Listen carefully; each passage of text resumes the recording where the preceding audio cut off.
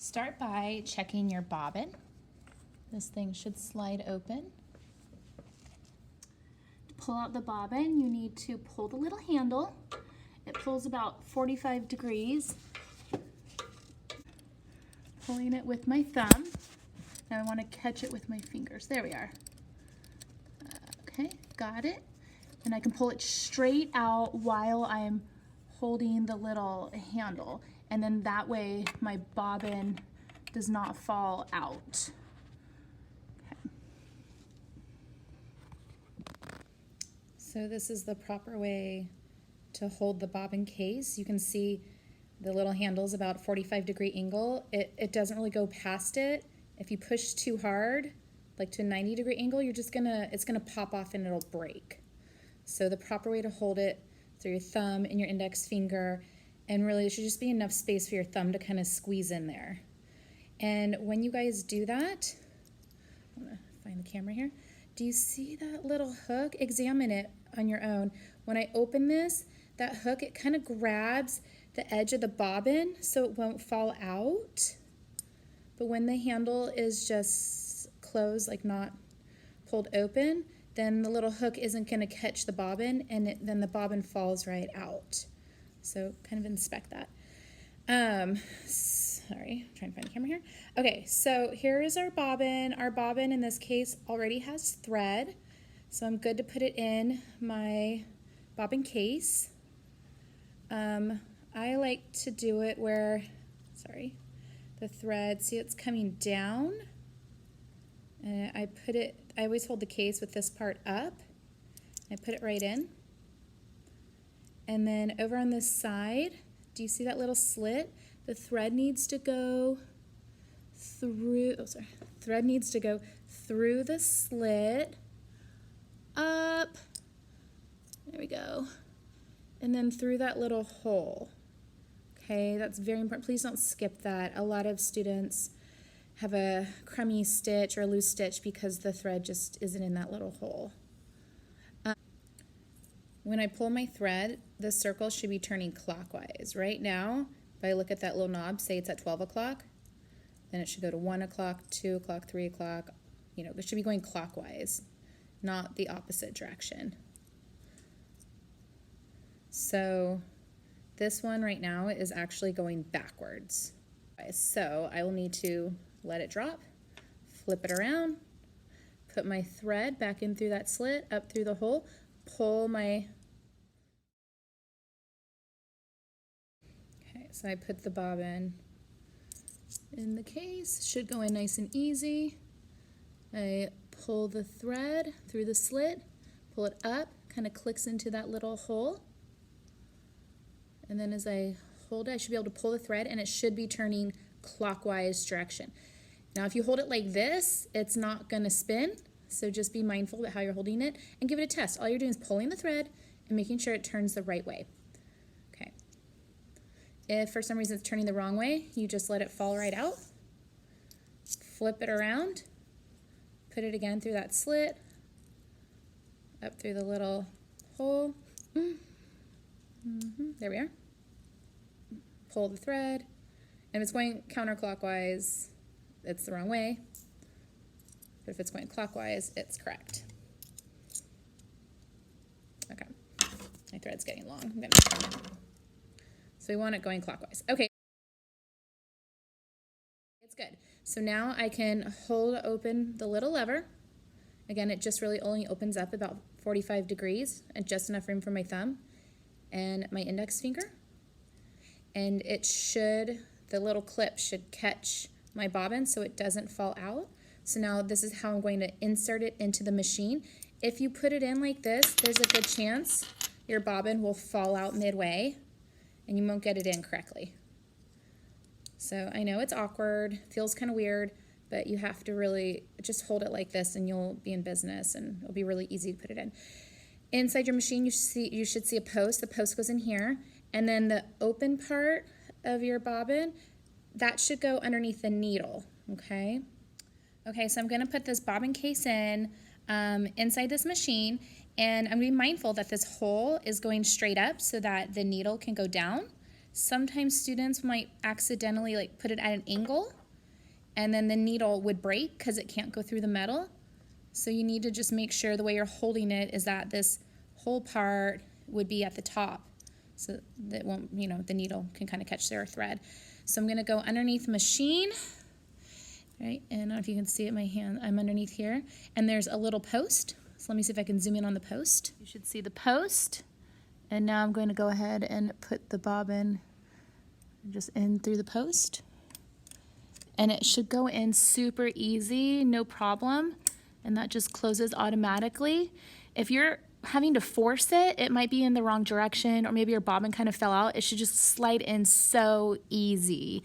And then that's it. And okay.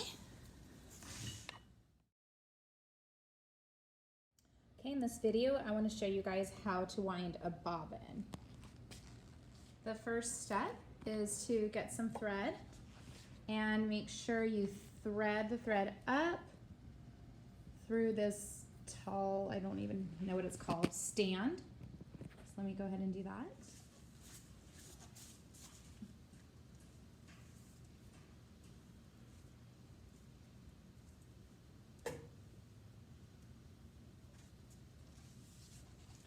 My rule of thumb is to thread from back towards the front.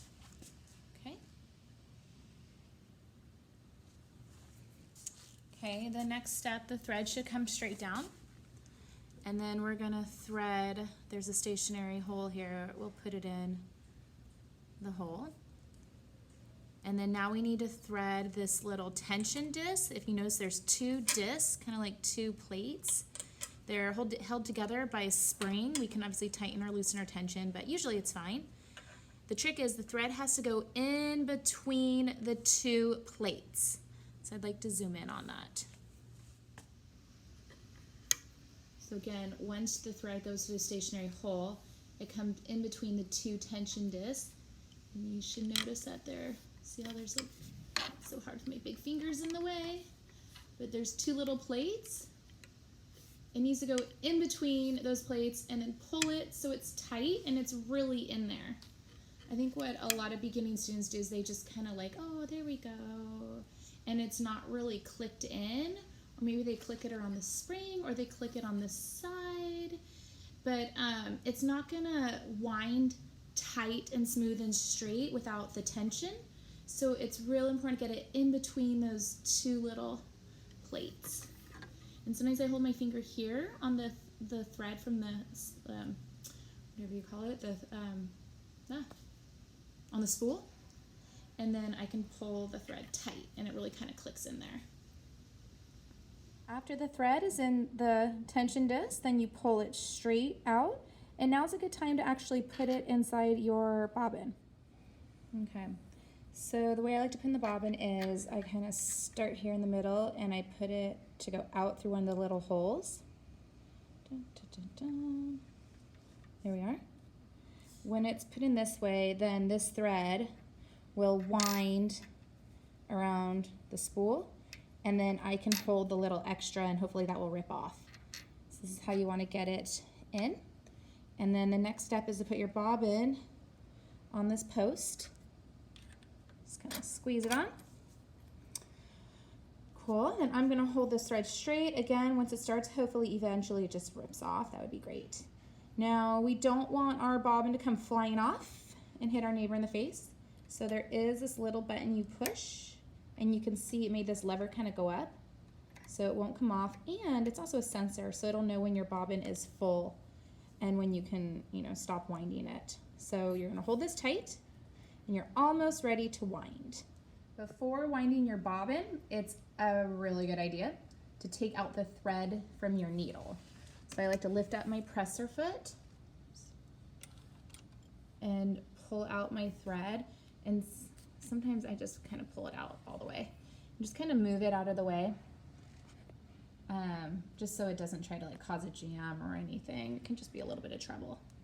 And now I'm ready to just hold my thread tight, and I can put my foot on the accelerator. I should turn on my machine though first. On, holding thread tight. flooring it. Needle's going crazy, but there's no thread. Meanwhile, it is threading so nicely. Notice how my thread is going back and forth, back and forth. My thread looks really tight. Up here, it's like kind of crazy. If you kind of watch this part, it's all crazy and crazy. But then once it goes through the tension disc, it's all nice and tight. So if you're threading it and it's crazy here, then that means it probably didn't get in the tension disc the right way. Well, it stopped threaded all by itself because the sensor could tell it was full. So now all I have to do, pull it off, voila. And I have a wound bobbin and I'm ready to go. How to thread the sewing machine. Step 1, make sure the thread goes straight up and is threaded in the stationary hole from the back towards the front. The thread should be coming from the back towards the front. Step 2 is to thread this stationary post right here. Step 2 is to thread the stationary post. So I'm gonna unthread it real quick.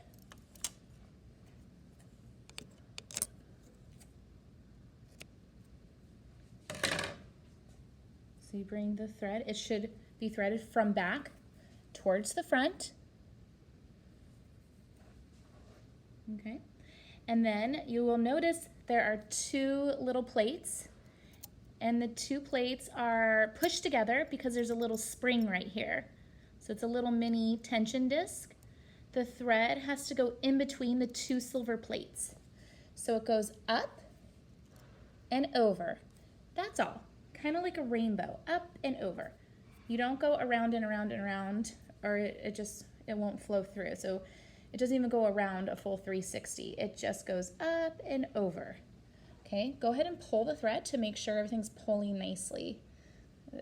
That, you know, if the thread can't go through, you did something wrong. Okay. Step 3 is another stationary post. And the rule of thumb is to thread it right to left. Right to left. So starting on your right-hand side, towards your left, pull that guy out. Now, what a lot of beginners do is they go to the bottom and they thread it left to right. But that's incorrect. The rule is right to left. So you have to bring your thread around and to thread the other side also right to left. And if you did it correctly, you'll see there's kind of a little swivel in front. Okay, right to left, right to left. Our next step is to come straight down, and we're gonna thread another set of tension discs. Go ahead and examine it so you can be familiar with it, but it's these 2 separate metal plates, and they're just smashed together because there's this little spring thing here.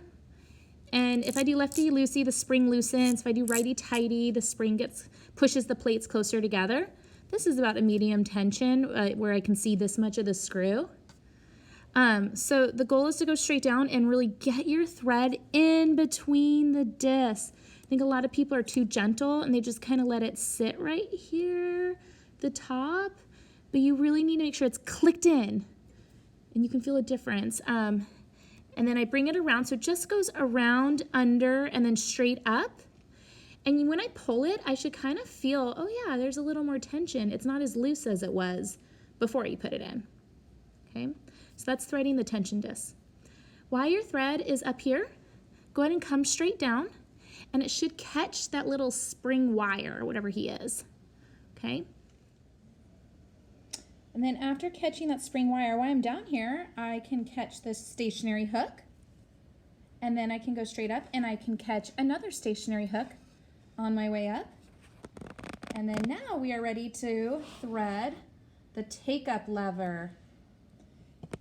And guess which direction the take-up lever is threaded? Right to left.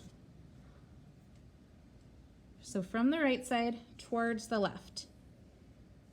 Then you come down and you catch another stationary hook on your way down. And then there's another hook right here. And kind of get it through the back. And then we just have 2 steps left. We have one more little hole, and then we have the needle. So again, my whole rule of thumb is always thread from back to front and right to left. But for the last 2 steps, we actually break those rules. So thank goodness, because this would be really hard to thread from the back towards the front. So we get to break our rule, and we thread it from front to back. And our needle, it's extremely important, we thread it from the left to the right. Now, if you make a mistake and accidentally thread your needle the wrong way, you'll figure it out really quick because your thread will just come out and it won't sew anything. So that's how you know if you did it wrong. It's not going to break the needle or do anything bad. It just will come unthreaded a lot and you'll just have to rethread it. Okay. Now, what you need to do is make sure your take-up lever is in the highest position. And to make sure your take-up lever is in the highest position, you roll the wheel towards you. There's even an arrow on it. I don't know why. I noticed a lot of beginners, for some reason, naturally want to push it away from them, but it causes a lot of issues. They get jams a lot easier. I've seen some people find success. They did it, and it didn't ruin everything, but it's not a high percentage. So if you just want to avoid any drama or trouble, just get used to rolling it towards you. Follow the arrow and everything will be happy. So keep rolling it towards you until your take-up lever is the highest position possible.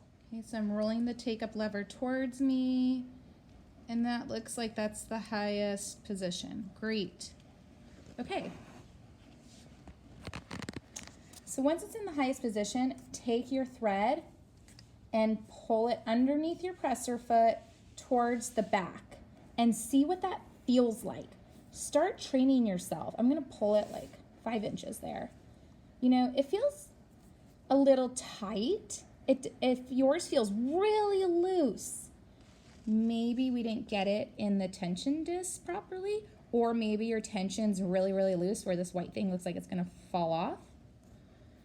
Or if you're pulling it and you can't get it anywhere, maybe we wrapped it too many times around something, or it's just not threaded correctly.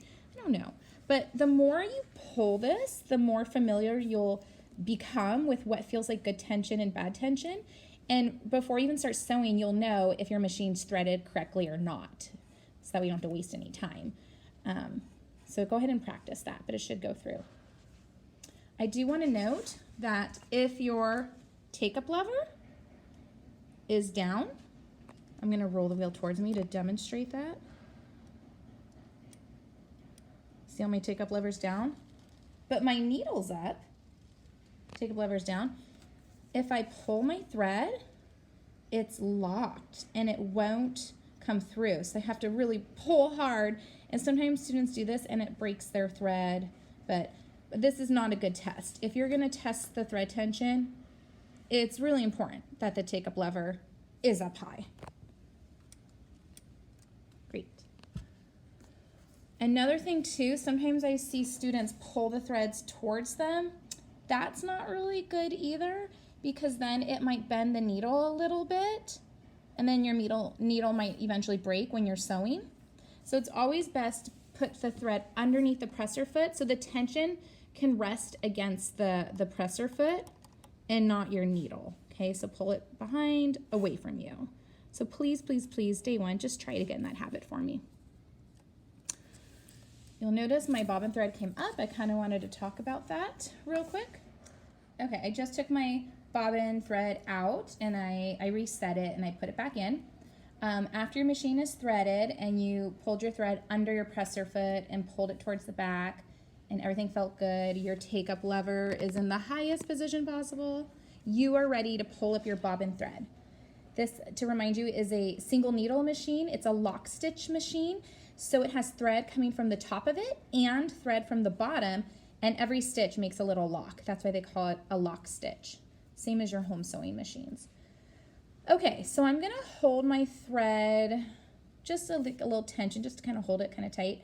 And all I wanna do is I wanna take one stitch, and that one stitch will pull up a loop up, and I can pull up my bobbin thread through that.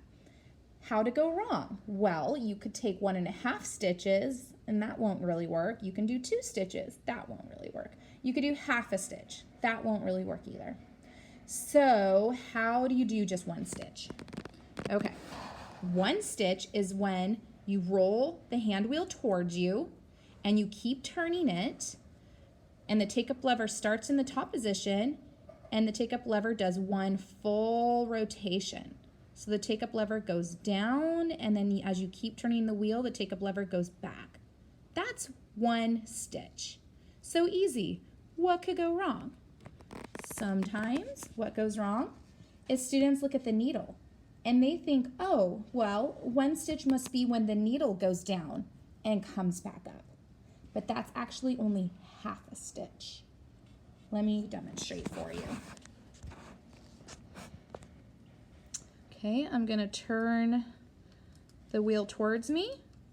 My take-up lever is going down, my needle went down. Voila!